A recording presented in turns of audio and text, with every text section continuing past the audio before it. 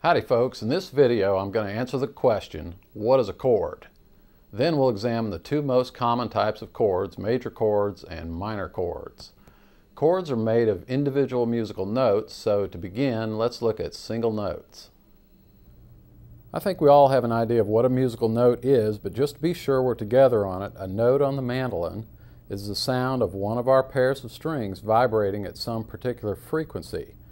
For example, our second strings, which are called the A strings, they're both tuned to 440 cycles per second.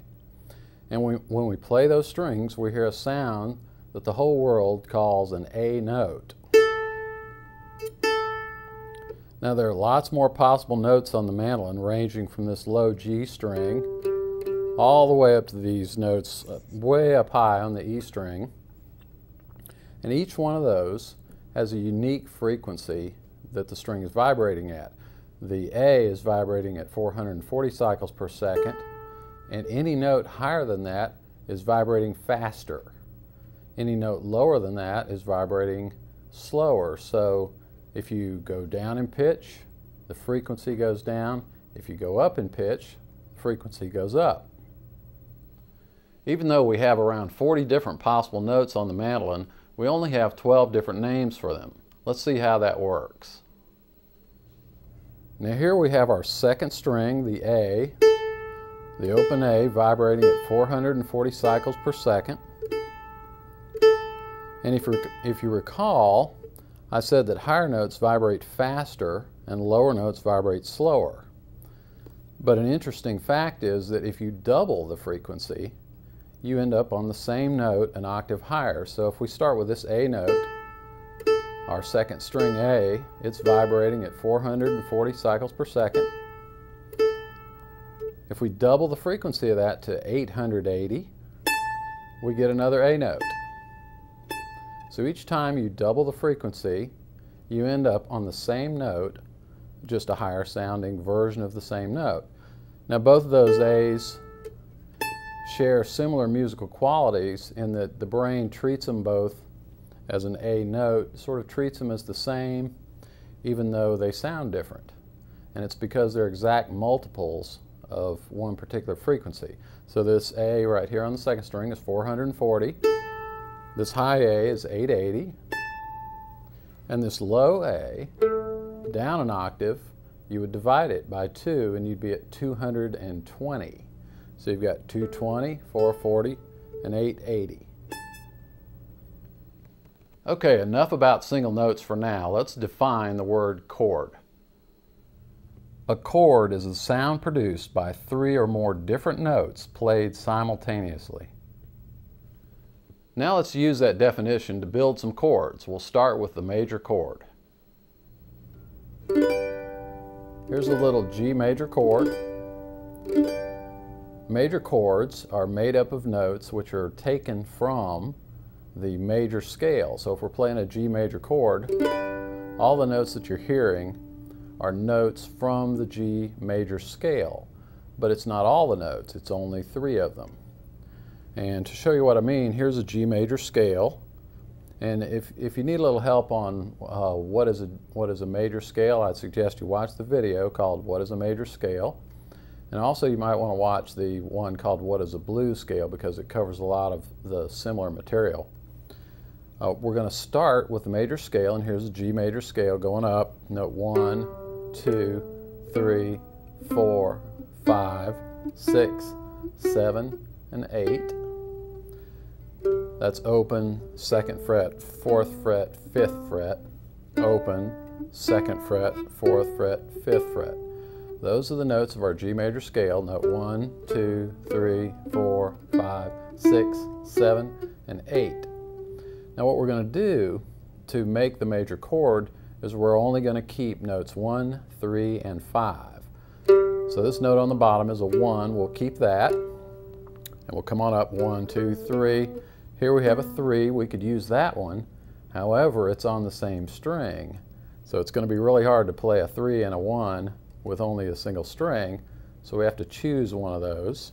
So we'll keep our original 1, and we'll skip this 3 for now and find another 3 elsewhere. So there's our first note is the 1. We're going to skip that 3. Going to skip 4. We're going to play the 5, which is our open D string. Because remember I said a major chord is going to have a 1, a 3, and a 5. So here we've got a 1 on the bottom. And if we count up 1, 2, 3, 4, 5, so we'll use that note too. So our open G string is a 1, our open D string is a 5. So now we've got a 1 and a 5. We still need to find a 3 to complete our chord. So we'll just keep coming up from 5, 5, 6, 7, and 8, which is also 1 of the next octave. So that's a 1 we could use, but if we do that, we'll wipe out our 5 down here, so we won't play that one.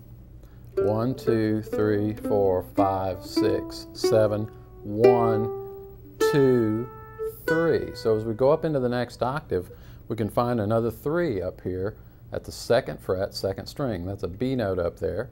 And so finally we have a 3.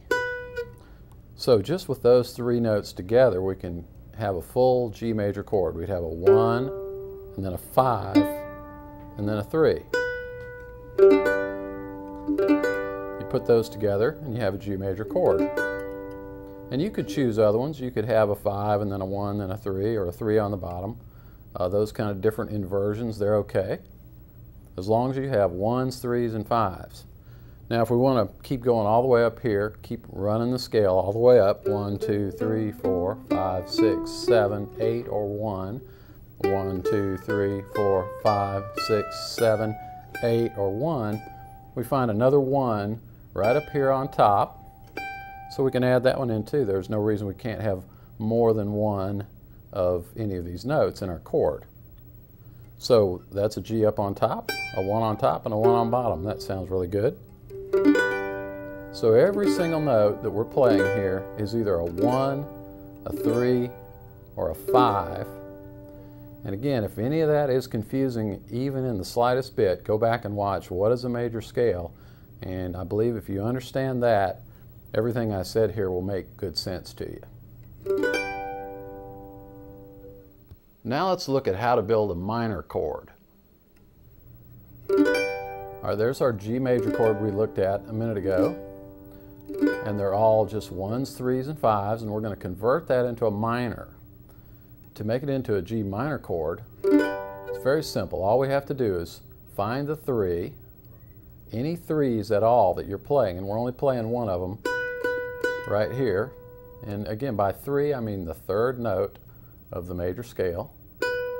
So that's a 3, and all you have to do to make it minor is lower it 1 fret. And now we're playing what's known as a flat 3, or a flatted 3rd. So we leave all the other notes alone. The 1s remain where they were, the 5s remain where they were, the 3 gets dropped down 1 fret. And this note on top was a 1, so we can leave it alone. So we've gone from this position, which is our G major, to this, which is G minor. And that's really all there is to it. You just flat the 3rd, and you'll have the minor chord, which is 1, flat 3, 5. If you want to learn more about playing chords, check out my lesson called Movable Major and Minor Chords, and also bar chords and 7th chords. If you'd like to dig a little deeper into mandolin theory, chord and scale construction, and improvisation, check out my book, Mandolin Masterclass. The book goes into a greater level of detail that will help you gain more understanding than just the video lessons alone. Remember that our goal is not to play the mandolin, it is to play music on the mandolin. So keep that in mind, and I'll see you in the next lesson.